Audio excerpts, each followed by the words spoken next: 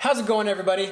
Welcome back to another video. Today, I'm going to be telling you about everything that's wrong with my $300 Miata, and you're going to want to stick around because it's a long list. There's a lot to go over. First, I want to show you a couple things that I've already fixed. This climate control panel here, that piece right there, that used to look like this, nasty and cracked up and faded yellow, and I replaced that, and that looks a lot better. The small things like that really do make a big difference in how the car feels when you're driving it. I've also done some work on the fitment of the bumper here. If you noticed in my previous video, there was a spot in the hood right here where it kind of stuck up, and it was raised a bit from where it was bumped in the past, but I got that nailed down, and the bumper is pretty much flush with the hood at this point, and the headlights were also kind of dipped down here towards the hood. And I did my best leveling those out. They're not perfect, but they do line up quite a bit more. That looks a lot better. One thing I'm still having issues with is this hood fitment here. You can see there's quite a bit of a jump there. And part of what's going on there is I know that this hood hinge is like sticky. Whenever you try to open it, here I'll show you.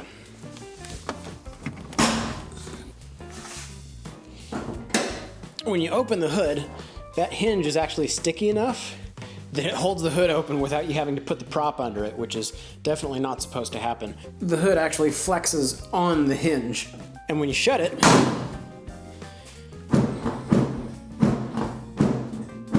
there's another thing to add to the list. When you shut it, you get a really big gap right there. I have to come along and push it shut at the front and the back to get it to line up just a little bit better. So I'm still battling this. I may have to just replace that hood hinge. I also got a replacement turn signal for the one that was broken. It's not new by any means, and I think the other one actually looks a little bit better, but I got this for 10 bucks, so no harm, no foul. I also got a pair of visors for it because it didn't come with any, and these are the double folding type. I also got my paint supplies in for the front bumper. This GM Victory Red is actually a very close match to the classic red on the Miata. Take a look at that. That is much closer to the red of the body than the red of the bumper. So that's gonna look a lot better.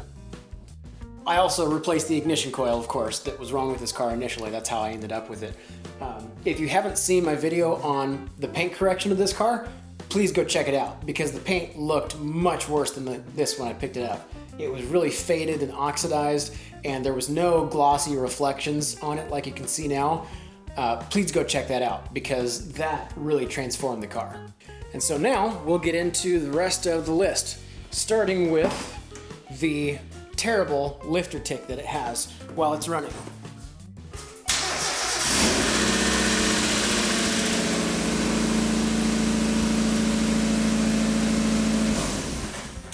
You can hear it for a second there when it first starts up, and sometimes it goes away and sometimes it doesn't.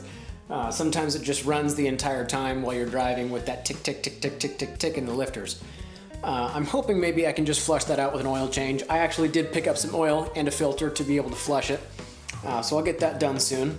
If you'll have a look down here, you will notice that there is no tread left on this tire. It is completely bald on this outer shoulder here. And the rest of the tires are really not far behind them.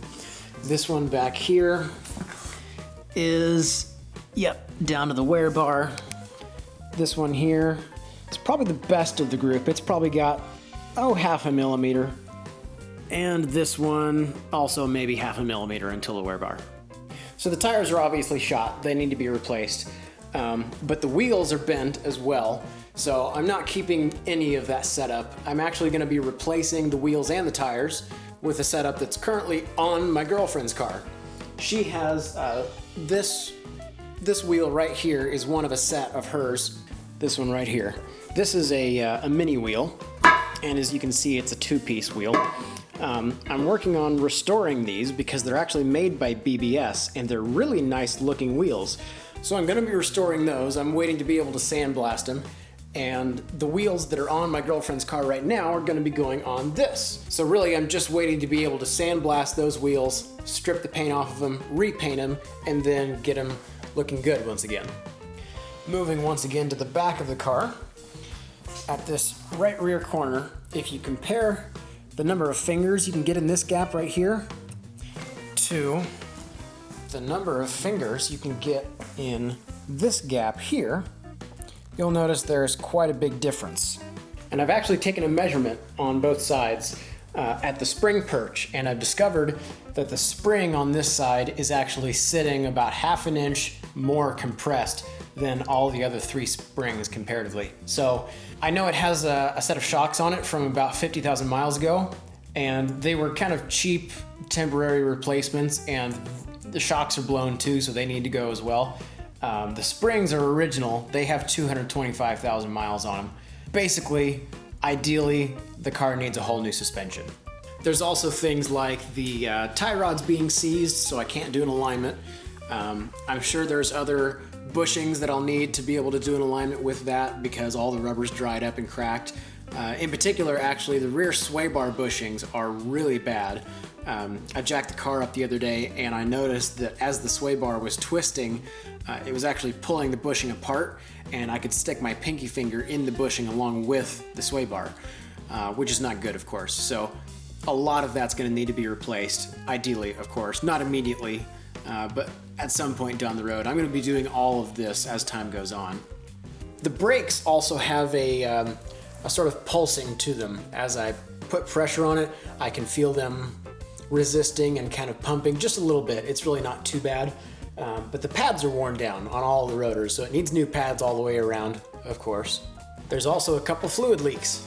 I know at least there's a front main seal oil leak, and there's also a cam angle sensor seal O-ring leak, and I have that one. I got the part right here, so I'll be doing that soon. I also noticed at one point that there was a leak somewhere around the steering rack, but I haven't really pinpointed that one. I'm not sure if it's power steering fluid or not. I'm really considering depowering this steering rack and making it a manual steering rack, because even with the car off, you can grab the steering wheel and easily turn it back and forth with very little effort. I also noticed at one point that the clutch fluid was like black, and the previous owner told me that he flushed it recently, but the color came right back. So I might be looking for some sort of leak in the system where contaminants are getting in, or maybe I just need to flush it a bunch of times and replace something else. Who knows? But there's something to look into. And rust. There is a lot of rust, let me tell you. Right down here, you can see there is some rust.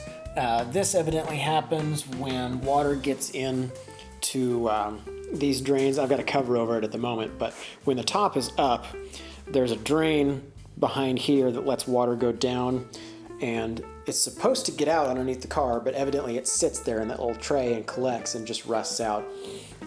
I've got that on both sides, although it's not quite as bad over here. There's still a big chunk missing. I'll have to do something about that. And also the exhaust. I can't really show you. Well, actually, I can, because I have a clip from the shop. Roll it. As you can see, there is rust leading all the way from the downpipe where it mounts to the headers. There's a giant hole going all the way through there. Across the cat, rust on all the joints where they bolt together, all the way down the mid pipe. Here's the biggest one. This is this is probably where that hissing sound is coming from that I'm hearing. And there's a scrape where I can only assume it bottomed out at one point. It's really not pretty. So not only is that exhaust ugly, but it also sounds terrible, because there's plenty of spots, as you can see, where air is actually getting out and in, and it sounds breathy and hissy, and it's embarrassing. It really just is obnoxious. I know I'm doing a lot of running around, but I have a list on my laptop that I'm reading off of. So let me show you the next thing, which is this lovely little spot right here. So what's going on is there's a pair of bolts right here on the bottom of the door, and they're actually contacting the sill plate. But they don't do it on the other side. They only do it on this side, and only barely. You can hear it when you go to shut the door. Right there. And what's happening is the hinge at the front of the door is actually worn out, and it has some play in the pin. So let me show you. exactly what that looks like.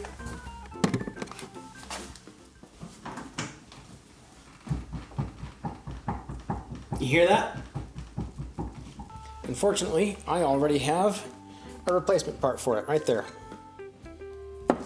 You can see I also got some new Mazda badges to go on the trunk lid.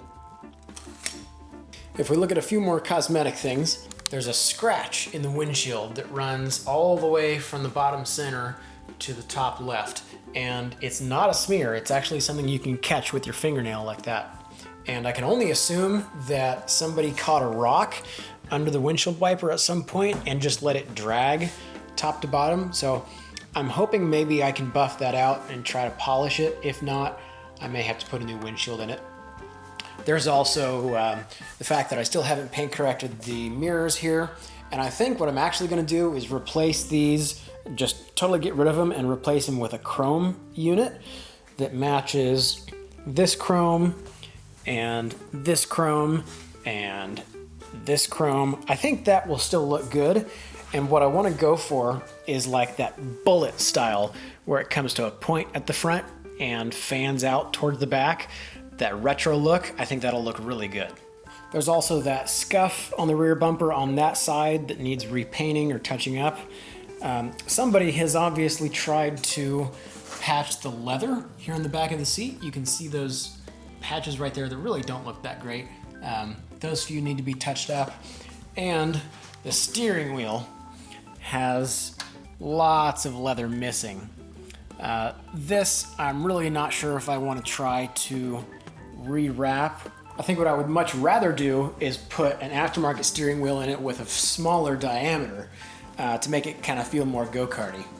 I'm also just remembering that the seat belts here are not this tannish beige color that you see. They're supposed to be black like that. Yeah, how nasty is that? This is not gunk and debris. This is from UV exposure over the years. It's actually taken all the black out of the seatbelt. So even when you pull it out, there you go. That's the color it's supposed to be, but everything that's exposed because it's a convertible is missing that dye. So that I'll probably replace in the future. Oh, I forgot. I also replaced these door bushings.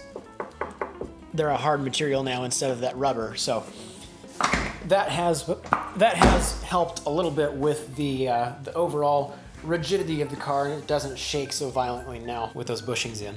The only other thing that I can think of to mention that's wrong with this car is the numerous amount of dents that are in it. There's dents in the hood that look like hail damage here. There's one here that looks like somebody may have stepped on it or sat on it. Who knows? I'm sure there's stories to all of these, but if you look down the side of the panel right there, I think there's there's one. There's a bunch of them on the trunk, I know. Let's see, where are they at? These lights usually do a really good job of catching them. There you go. There's a crease right there. There's dents. I mean, it's 25 years old. It's a very old car. It's got lots of mileage. And I am not the second or third owner or the fourth or even the fifth. Actually, even the sixth. I am not the seventh owner. I am the eighth owner of this car. In 25 years and 220,000 miles, this car has gone through 7 owners prior to me. So who knows if any of this happened even with the previous owner. It's really hard to say, and I don't know that I'll ever do anything about it. I might try. That big one in the hood will definitely come out, whether I get a new hood for it or if I just try to pop it out myself. But for now, that is everything that I can think of to show you that's wrong with my $300 Miata. So keep an eye out on my channel for more updates in the future. If you're not subscribed already, please go ahead and subscribe. I would really appreciate it. Give it a thumbs up, like it if you liked it, or give it a thumbs down. Don't like it if you didn't like it, and tell me why. That really helps me. Share it with all your friends and click the little bell that tells you when I post a new video, and I'll see you next time. Thank you. Bye.